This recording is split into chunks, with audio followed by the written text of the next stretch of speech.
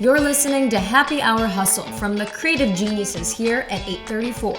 We're funny, informative, and we swear.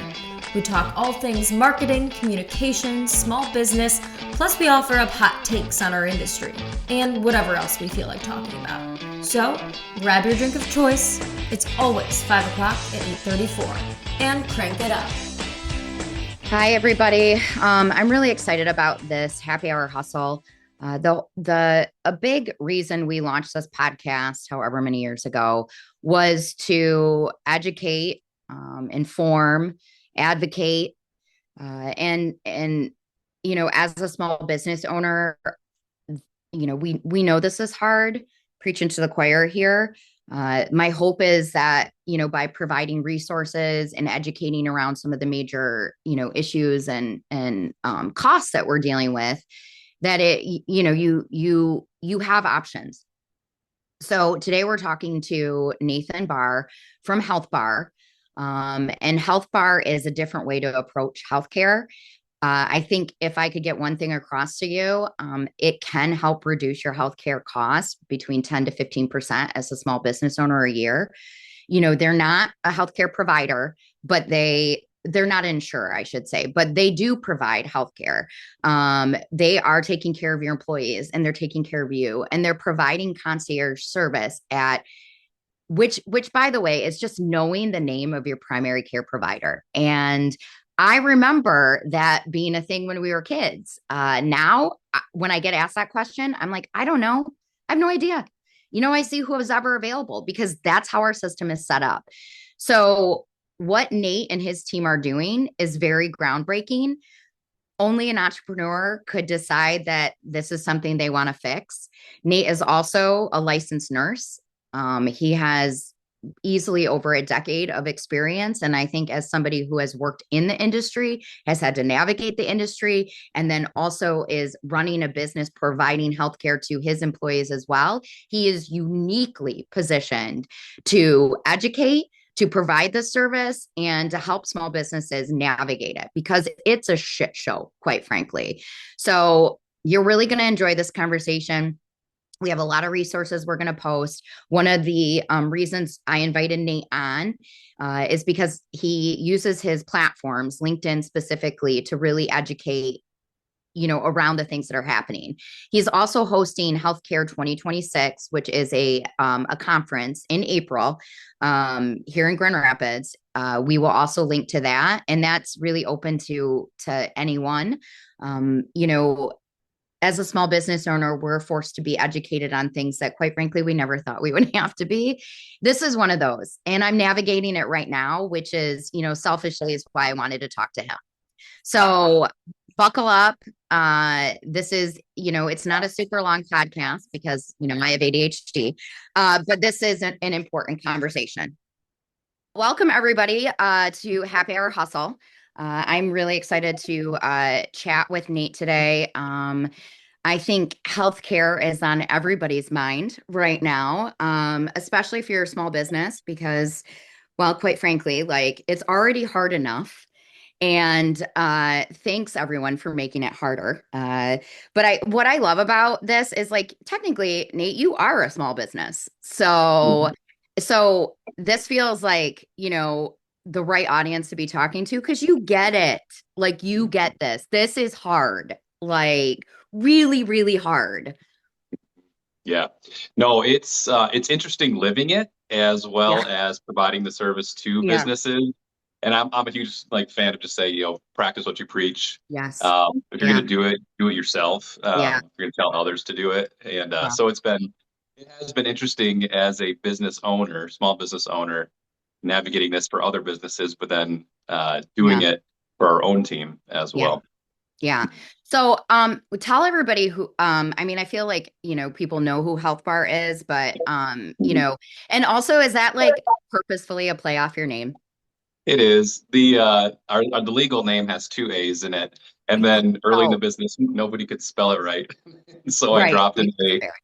Yeah, so I was like, branding and marketing would benefit from dropping an A. I loved it. because when I Yeah. saw it, like when, I was doing like research for, the podcast, and let's not pretend I do a ton, but I do know you, so it's fine. But I was like, I remember there being an additional A in there, like, which I Mhm. think is clever. Yep. So, I mean, and Yeah. people can't pronounce anything, so it's just going to happen. But It kind of is what it is. yeah, Trying to give everybody the benefit of the yeah. doubt.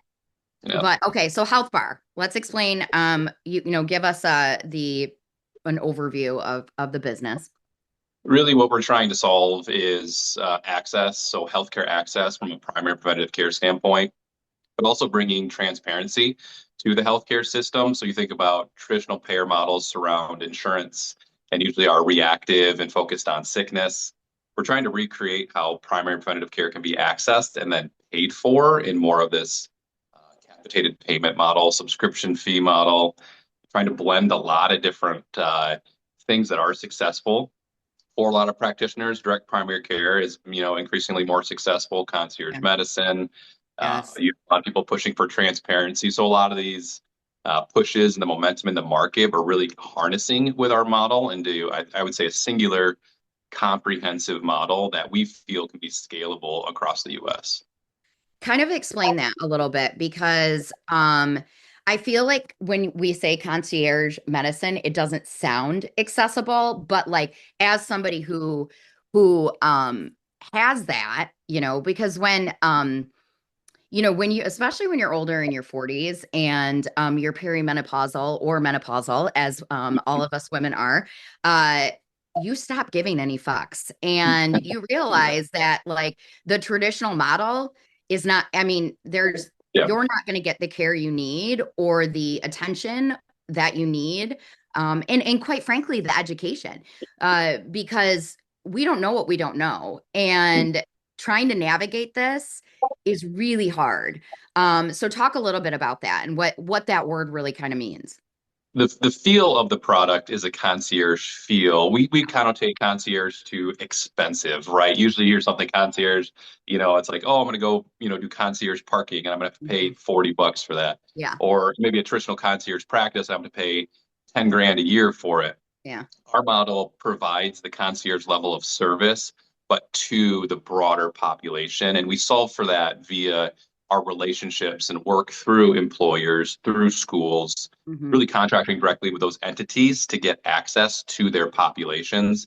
The beauty is that the business or the school or other entity is paying us the singular fee, and then the people receiving our services get it free of charge. But the experience behind it is having a personalized yeah. relationship with a provider, which is really what that concierge, feel is that I have direct access to a medical professional that can, be on my side, can be an advocate for me, that can get to know me.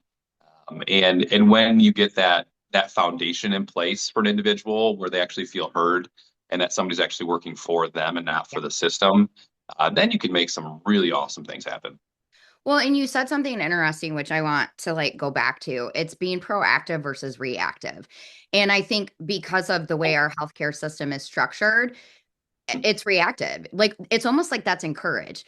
Like don't come in unless something's really, really wrong with you. So like you don't necessarily make the time for the things that you should that would essentially like Mhm. stop, it would head off the reactive because you are finding like issues. You're treating is it the cause versus the symptom?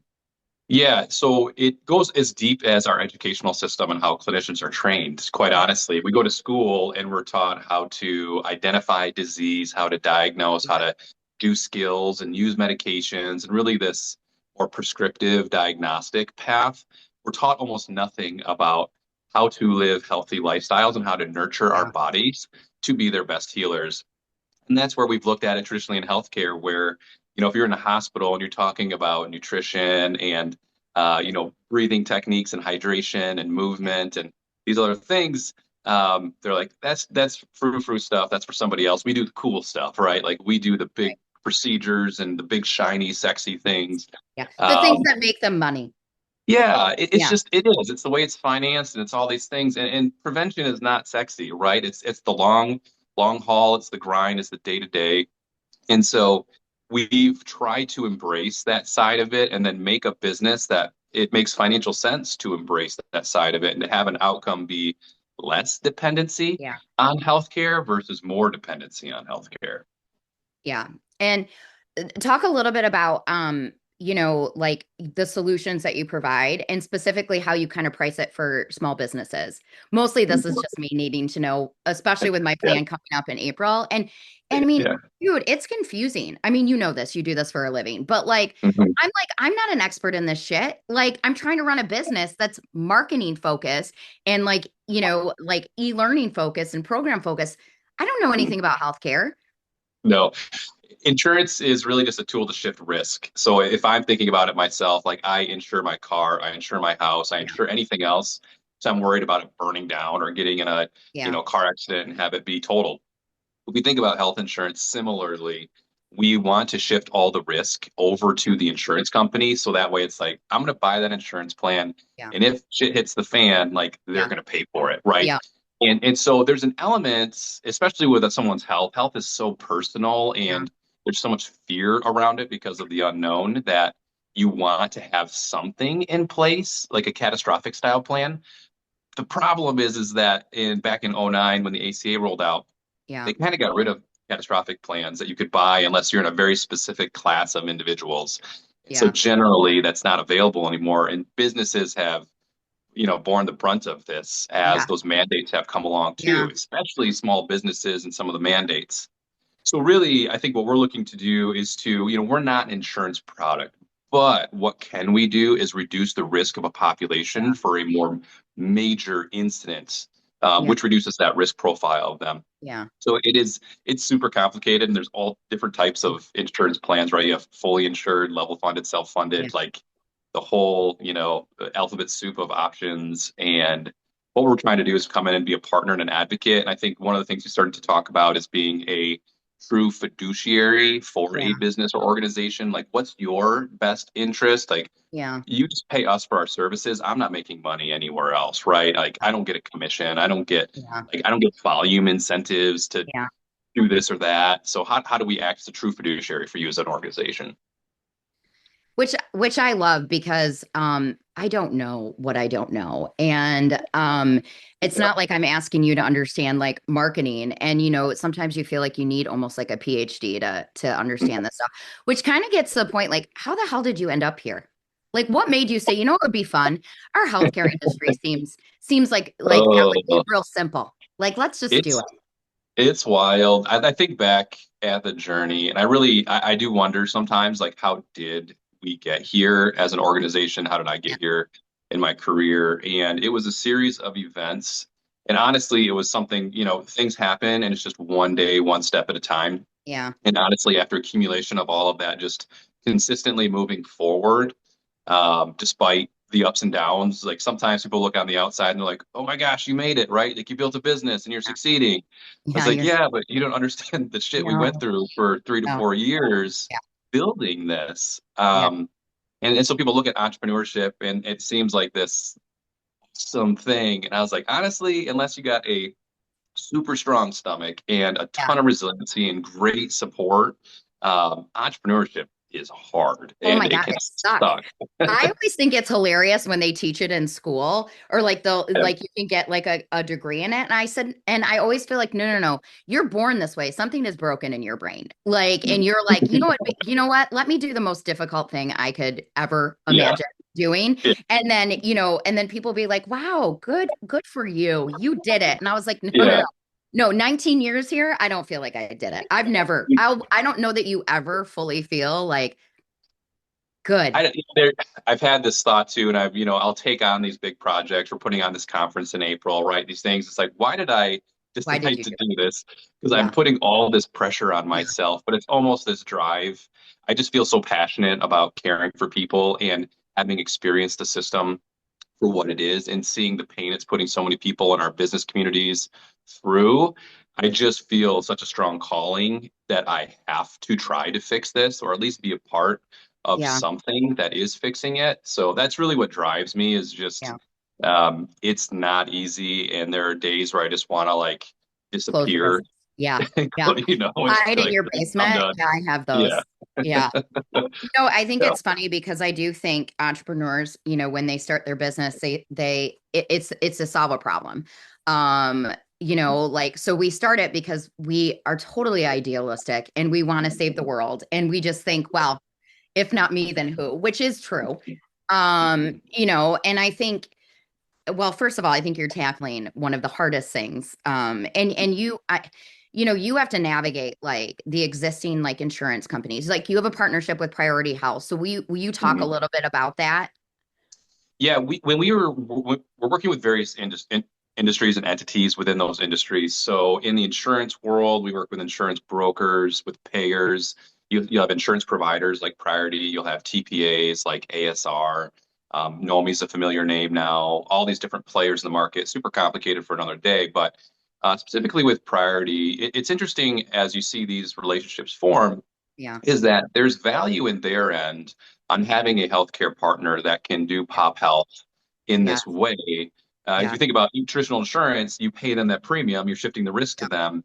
Yeah. They win by less utilization. And so the Yeah. better we do our work in a Yeah. fully insured relationship, Hmm. Priority Health then has fewer claims with that book of business, which is good for them at the end of the day. It allows us, for us, we've been proud of the partnership. It's a really good way to get validation and exposure for our Yeah. model and to really show like there's value in a lot of different areas for something like this. We're not, if you watch my stuff on LinkedIn or follow me, I'll poke, around all the different elements of the Yes. industry. Yeah. And it's not that, I think what I'm trying to do is help people critically think Yes. and ask questions Yeah. about Well, people things. don't know. And that's No. actually for people who are listening, that's literally like I've known obviously your journey and I've been, watching, not in a creepy way. But one of the things I do love is that you do use your platform to educate. And that's actually like I can't remember what the post was, but I saw something you posted and I was like, "Oh my God, Nate, I need to talk to you. Like I need to have you on to talk about like this stuff because it is the number one thing we're, as small businesses we're dealing with. And it's really hard to compete for talent when you can't figure this part out. Like Yeah. that's the number one question you get candidates asking is, okay, what is your benefits? I don't, uh, Well, like, yeah, and as a small business, I think it's really hard competing with larger organizations mhm, on competitive benefits when they have tens of millions of dollars yeah, to throw around at these different yeah, benefits and mhm, plans.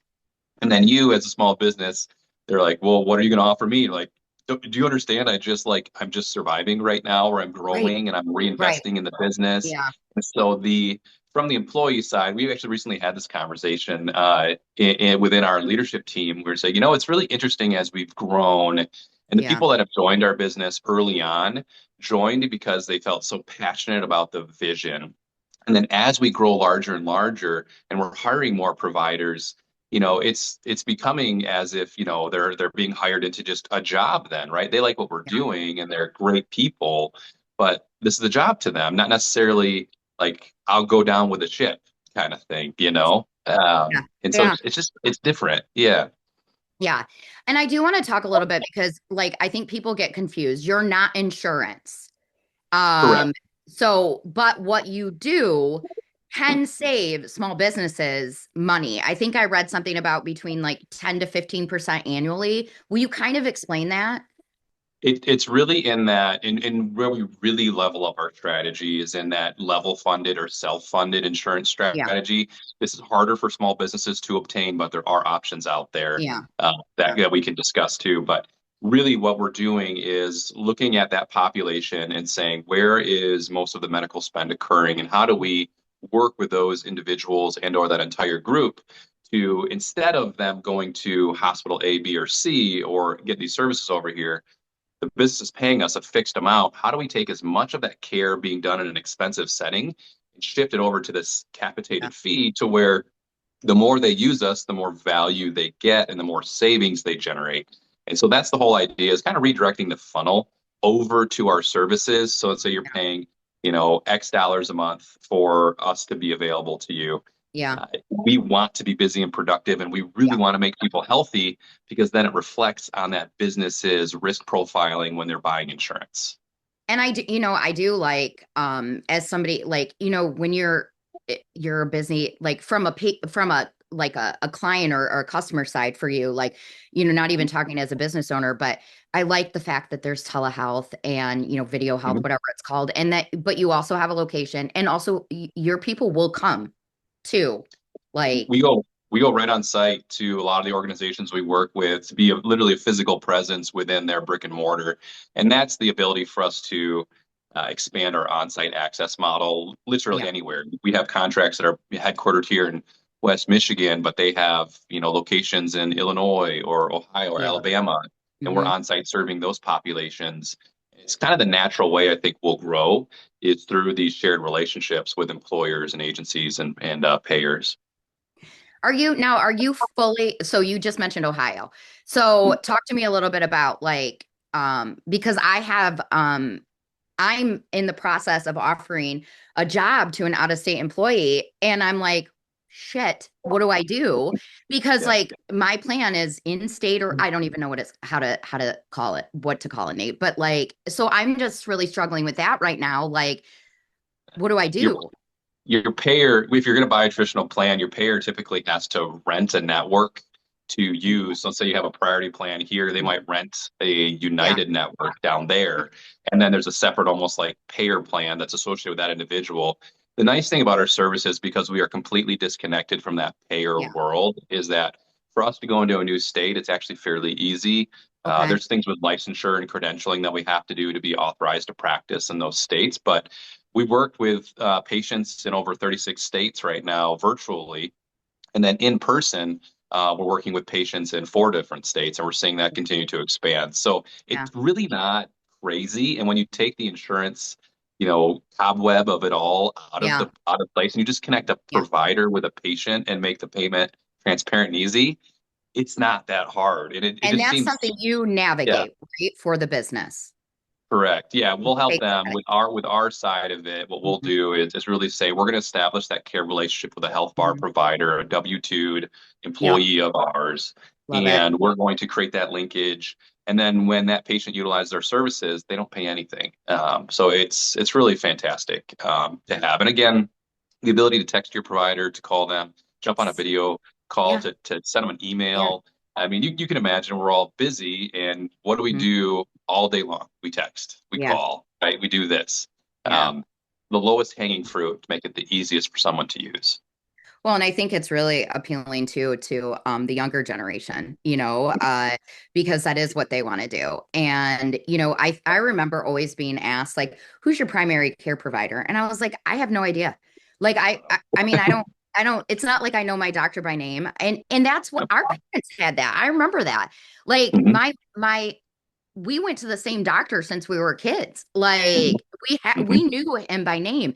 That is not what people have anymore. And it almost sounds like you're basically bringing that back. It's swinging the pendulum all the way back. And I'll Yeah, say it, we want to recreate the world where your provider, your doctor, your care home existed within your yeah, community, where you might see your provider at church, at the bar, in the yeah, grocery store. yeah, Like, just make it real. Like, yeah, we look at healthcare providers and we put them on a pedestal like they're these like gods or whatever. It's like all real people that just yeah, I'm out there shoveling my driveway just like everybody else right yeah, now, right? Like yeah, there's nothing special about me other than, we just have a knowledge and a skill set to do mm, a certain job. yeah, And why can that not be so yeah, personal yeah. and in your community? And that's really what it needs to be. Well, it's funny because I say, people do business with people, not logos. And like, especially when it's something like this, it's so personal. Yes. Like, and it's frustrating and scary and all of these things. And, I think the value of small businesses is that, the people running them truly do care about their employees. And we want what's best for them, but we're not always in a position to be able to provide that. And you guys are offering a solution where that's like a workaround or a work through or a work, like whatever. And that's really cool, man. Like it's why I wanted to talk to you. I was like, more small businesses need to know about you because I remember you doing this. I came and saw you when I didn't really understand what you were doing. And I Yeah. showed up super hungover and needed like, I don't know, I got like fluids or whatever. And I think Yeah. like bags worth. And they were probably like, dear Lord, this woman needs help. But I remember just showing up and like, it's still your same location, right? Off of, So it's crazy. So we had our location on Michigan and Fuller. yeah, So those are our yeah. drive-through medical centers, and we've actually those are actually not operational any longer. Okay. We've So I can't that's come over there when I'm hungover. Good to know. if you Yeah. show up there, nobody will be there. Well, that's great. And I probably would. So thank you. No, yeah, but it is something we're looking at doing in the future because that access model was so convenient Yeah. and so transparent. Was how do we bring back that blended oil Yeah. change and urgent care, right? Where I'm driving in, I'm getting Yeah. medical care, and I'm driving Yeah. out. I And just so liked it yeah, too, because when I walked in there, it didn't feel no, because it's like, who's designing these spaces? yeah, With these plastic seats and these like outdated mm, magazines. And it did not feel like that at all. Like, yeah, you don't feel like your transaction. yes, correct. Yeah, cared Yeah. for, convenient. It's really all catering to you as the Yeah. patient. Because honestly, it's realigning that patient-provider relationship. And if you're not directly interacting with me and paying me and those types of things, Yeah. I mean, you're creating a shopping consumer experience, which it should be. Yes, it should be. Because Mhm. we pay a lot for it. So, okay, Yeah. so before we kind of wrap up, what is one thing you want people to know? Like if there's one major takeaway from this, and then also Mhm. please share how people can get a hold of you. Yeah, I think I'm always a big believer in there's hope and there's work being done on this front. I know it's such a big pain point for individuals right now and small businesses and businesses in general. But there is work happening and there is momentum building. And so we really just appreciate everyone's support and the community and beyond, just, giving us opportunities like this. And then, just to interact and have a shot at it. So we're always open to conversations. Follow me on LinkedIn. It's a great way to kind of get a feel for what we do and our Yeah. philosophy, what we're tackling. Healthbar.com is our website. All of our contact info is there. Yeah. But yeah, get on LinkedIn, send me a DM. I'm very responsive to that. Follow our journey, Yeah. and yeah, no, we're just out here trying to do good work, Yeah. all to the benefit of our community and its people. Well, I appreciate it because I know that it's not like lip service, which I don't really understand that saying, but whatever. We all use it. But it isn't because you are really genuine. And this is like, I don't think people fully understand when you run a business how much you live it and how much it becomes. I mean, it's ingrained in you. Like, Everything. yeah, like it's your DNA, man. We're messed Yeah. up. We really are. We should be in therapy, which also you do cover. So, Yes.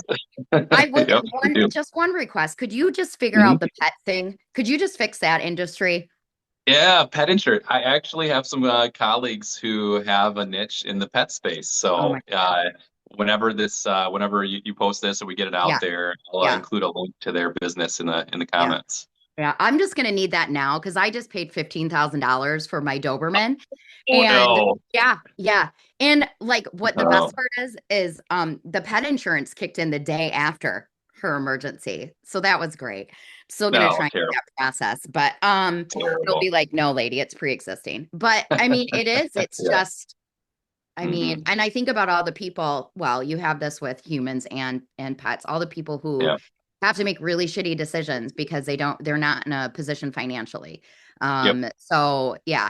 So you'll have to get me that person's name sooner rather than later, but we will post this with Well, the podcast. But I can't sounds good. thank you enough. Like I'm so appreciative of what you do. And you've been doing this how long now? We're going on 6 years, so it feels like a long time, but not God, it that feels like it long. was over a decade. I Like, know it does. It yeah. does. Yeah. Yep. Okay, so healthbar.com, Hmm. not the extra A in it. That's right. And then follow you on LinkedIn. Hmm. And yeah, I mean, and what I love, 36 states, man. Like Yeah. that's impressive. Like, Yeah. It's pretty. congratulations. I know this is Thanks. hard, Mhm. but it's a big deal. Yeah. So, all right, everybody. We will, I don't, we will get this obviously posted, but I like Mhm. to always say see you on the download. Not that anybody downloads these, but I'm old and I don't care.